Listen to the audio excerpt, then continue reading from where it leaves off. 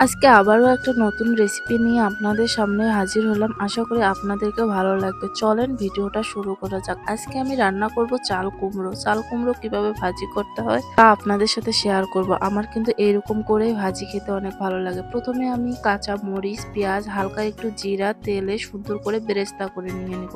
কেউ আবার চাল কুমড়ো এমনিতে ডাল দিয়ে রান্না করে, মাংস দিয়ে রান্না করে। আমারও ভালো লাগে, কিন্তু আজকে ভাবলাম যে ভাজি করে রান্না করি। তারপরে হলুদ দিয়ে লবণ দিয়ে সুন্দর করে বেরেস্তা করে নেওয়ার পরে আমি ঢেলে দেবো চাল কুমড়োগুলো। চাল কুমড়োগুলো হালকা হালকা সিদ্ধ হয়ে আসবে, কিন্তু একটা কথা মনে রাখতে হবে, এখানে কিন্তু পানি দেওয়া যাবে না, এমনিতেই কিন্তু পানি বের হবে। তো আস্তে আস্তে তেলের মধ্যে ভেজে নিতে হবে যতক্ষণ না লাল লাল হচ্ছে।